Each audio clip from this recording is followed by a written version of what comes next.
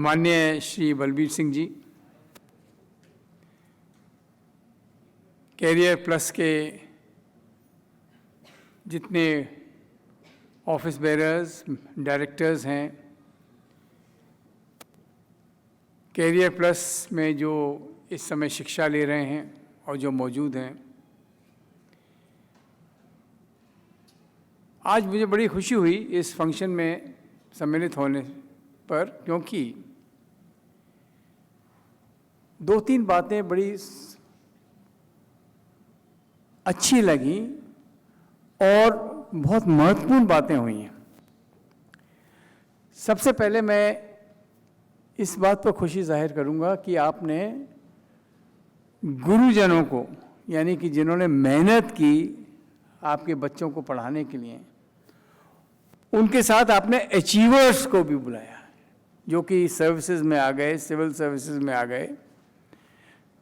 तो गुरुजन को सबसे ज़्यादा खुशी तब होती है जब उनके शिष्य ऐसी स्थानों पर और ऐसे उचित व्यवस्था के अंतर्गत आगे बढ़ते हैं, तो शिष्य गुरुजनों को सबसे ज़्यादा खुशी होती है।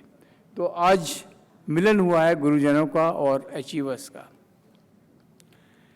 दूसरी बात मुझे खुशी हुई कि आपने जो लेक्चर रखा है, मेमोरियल लेक्चर, वो माननीय अटल बिहारी वाजपेयी जी के नाम पर रखा है।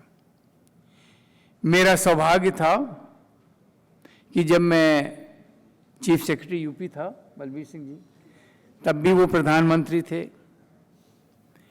जब मैं डिफेंस सेक्रेटरी होकर यहाँ आया, तब भी मेरे प्रधानमंत्री थे वो। और जब मैं सेक्रेटरी जनरल राज्यसभा बना, तब भी वो प्रधानमंत्री थे। और मुझे अनेक बार उनसे मिलने का मौका मिला और बातें सीखने का मौका मिला। वो बड़े सज्जन व्यक्ति थे, घमंड बिल्कुल नहीं था, और जैसे कवियों का एक रुख रहता है, उनमें वही था, वो जो एक मिठास थी जो कवियों में रहती है, वो थी। आप उनसे बात करिए तो मुस्कुराते हुए बात करते थे, मैंने उनको कभी नाराज नहीं देखा। और जब उन्होंने, बलबीर सिंह जी आपको याद होगा, जब 98 में जब वो उनकी 11 दिन की सरकार गिरी थी, तो क्या लेक्चर दिया था उन्होंने, 2 दिन एंड तक बोलते गए, बोलते, फिर उन्होंने अंत में कहा कि अब मैं रिजाइन करता हूं, पूरी बातें कहकर। और उसमें कोई उनकी ग्लानि नहीं थी, कुछ नाराजगी नहीं थी, सबसे उन्होंने आदरपूर्वक बात की। और यही एक कारण था कि नेहरू जी भी जब प्रधानमंत्री थे तो उनको किसी को यूएनओ में भेजना था, यूनाइटेड नेशंस ऑर्गेनाइजेशन में भारत का पक्ष रखने का। उस मौके पर भी उन्होंने ऑपोजिशन से अटल बिहारी वाजपेयी जी को भेजा, और क्या हिंदी में उन्होंने भाषण दिया था, वो अभी तक सबको एक याददाश्त बनी हुई है। आपके एक गुरुजन ने एक बड़ी अच्छी बात कही। उन्होंने कहा, और जो मैं सोचता हूं सभी प्रशासकों में होनी चाहिए ये बात, कि आप ऐसे बने कि आप दूसरों का कल्याण करें।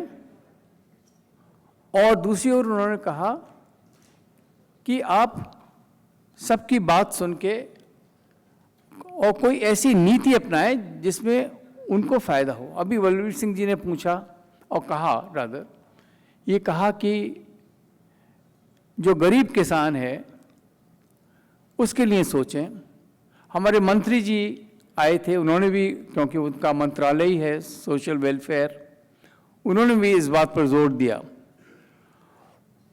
हमारे कल्याण सिंह जी जब मुख्यमंत्री थे तो वो एक बात कहते थे, वो ये कहते थे कि ये मत सोचिए कि प्रशासक को सिंपैथी दिखानी है।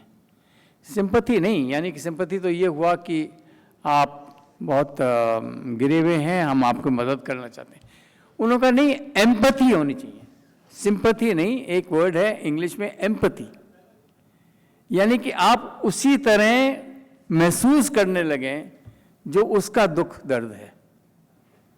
ये कल्याण सिंह जी बहुत कहते थे, मुझे अभी तक ये शब्द याद है, एम्पैथी। सिंपैथी नहीं, सिंपैथी में तो आप अलग अलग हो गए, एम्पैथी आप मिल जाएं उसके साथ और उसकी समस्या को दूर कर रहे हैं। तो ये मुझे ये बात सुन के कुछ बातें याद आई। अटल बिहारी वाजपेयी जी भी कविता का प्रयोग करते थे, पार्लियामेंट में भी करते थे और सबका दिल जीतते थे। आज जो आपने सम्मानित किया अचीवर्स में, कस्टम्स के सर्विस के थे, पुलिस के थे, एक्साइज के थे,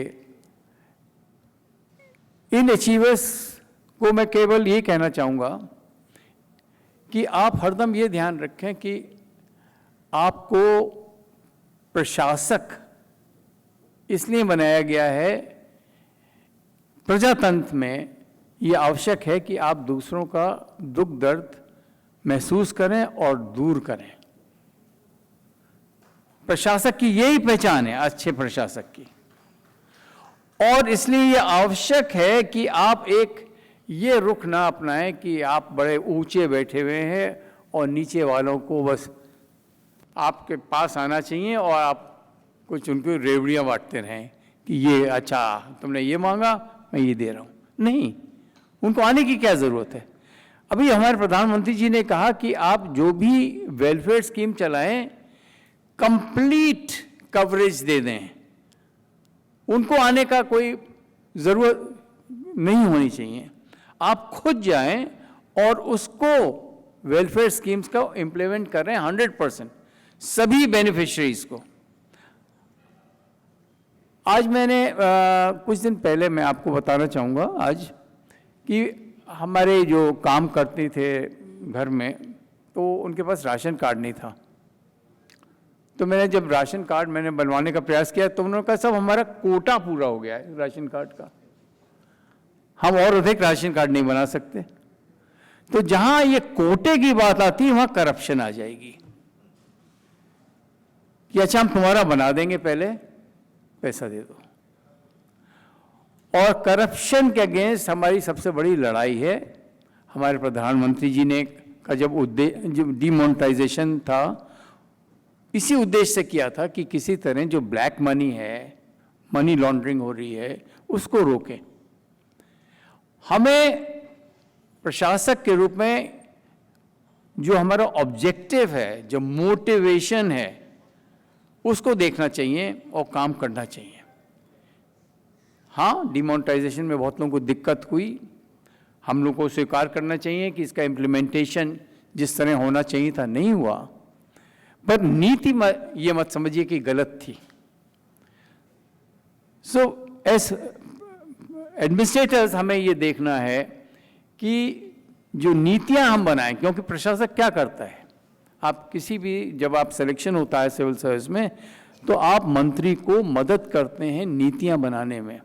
उनको आप बताते हैं कि इसी समस्या को दूसरे देशों ने कैसे हल किया है, दूसरे प्रांतों में कैसे हल हुआ है, और आप उनको अपनी राय दीजिए, स्पष्ट राय दीजिए, बिना डर के राय दीजिए। उनको बात अच्छी ना लगे तब भी राय दीजिए। फिर तो पर प्रजातंत्र में निर्णय लेना तो उन्हीं की जिम्मेदारी है, ये छोड़ देना चाहिए उनके ऊपर। तो एज अ एडमिनिस्ट्रेटर, और आप सिविल सर्वेंट्स को ट्रेन कर रहे हैं, पैदा कर रहे हैं, आप सिविल सर्वेंट्स में किसी हमारे प्रोफेसर ने बात कही थी एथिक्स के बारे में। एथिक्स बहुत ज़रूरी हो गया है प्रशासकों के लिए। एथिकल अप्रोच टू गवर्नेंस, यानी कि इसके मायने ये होता है कि आप अपना फ़ायदा ना देखें, ये देखें कि the greatest good of the greatest number. एक जॉन स्टुअर्ट मिल थे फिलोसफर इंग्लैंड के, वो कहते थे greatest good of the greatest number. वो पॉलिसी अपनानी चाहिए आपको। सिविल सर्वेंट को की हरदम ये फिलॉसफी रहनी चाहिए कि it is a big opportunity to do the utmost social welfare. ऐसा मौका, ऐसा अपॉर्चुनिटी किसी और को नहीं मिलती, ना प्राइवेट सेक्टर में मिलती है कहीं, ना किसी साइंटिस्ट को मिलती है। एडमिनिस्ट्रेटर्स को ये मौका मिलता है कि हम कुछ जो एथिकल अप्रोच है उसके परमिएट होके एथिकल अप्रोच से हम लोग समाज का फ़ायदा या लाभ दे सकें। मैं डिस्ट्रिक्ट मजिस्ट्रेट मुजफ्फरनगर था, माफ़ करिए मैं 2 मिनट और लूँगा ज़्यादा नहीं। वहाँ था मुजफ्फरनगर में डीएम, तो एक वहाँ बवरियों का एक था क्रिमिनल ट्राइब, वो अंग्रेज़ों ने उनको एक जगह बसा दिया था एक गांव में, और कहलाते थे वो क्रिमिनल ट्राइब, और एक थाना बना दिया था उनको कंट्रोल करने के लिए। अब वो लोग बवरिया लोग आते थे हमारे पास कि साहब ये तो हमारी बदनामी, पैदा होने ही पर बदनामी हो जाती है कि हम बवरिया हैं, हमको चोर मान लेते हैं पहले से, तो कुछ करिए। तो फिर हमने देखा कि उनके लिए स्कूल नहीं था, उनके लिए एग्रीकल्चर का कोई साधन नहीं था, कुछ फर्टिलाइज़र नहीं मिलता था, बिजली नहीं थी। तो हल्के हल्के 3-4 साल में हम लोगों ने उनके लिए स्कूल खोले, उनके एम्प्लॉयमेंट अपॉर्चुनिटीज़ बढ़ाई, और जो पढ़ लिख कर गए वो आज, सबसे पहले मेरे समय तो वो लेखपाल हो गए थे, फिर कोई सब इंस्पेक्टर हो गया, आज वो डिप्टी एसपी है, वो ही बवरिया क्रिमिनल ट्राइब से। तो ये जो परिवर्तन ला सकता है वो प्रशासक ही ला सकता है। और अंत में मैं केवल ये कहना चाहूँगा कि जैसे आज विचार गोष्ठी हो रही है या कुछ बोल रहे हैं, तो जो प्रशासक होते हैं, एडमिनिस्ट्रेटर्स होते हैं, वो प्रशासक से होकर उनको प्रकाशक होना चाहिए। आप पूछेंगे किस तरह, कि भाई जो आपके पास नए विचार आए, प्रशासक जो है मिलता रहता है लोगों से, विचार आते रहते हैं। आप आज बलबीर सिंह जी ने बताया फर्टिलाइज़र के बारे में, तो जो विचार आते हैं उसको आप प्रकाश में लाइए, प्रकाशक बन जाइए, पब्लिशर बन जाइए, फैलाइए। आपको सुनते हैं लोग, आपकी मान्यता देते हैं आप जो विचार व्यक्त करते हैं। तो इन शब्दों के साथ मैं आज समाप्त करता हूं, और मुझे आशा है कि कैरियर प्लस अपना ये कार्य करता रहेगा और इस तरह के सिविल सर्वेंट्स को एथिकल अप्रोच सिखाते हुए आगे बढ़ता रहेगा। इस 25 वर्ष पूरा करने के लिए बहुत बहुत बधाई आप सब लोगों को। धन्यवाद।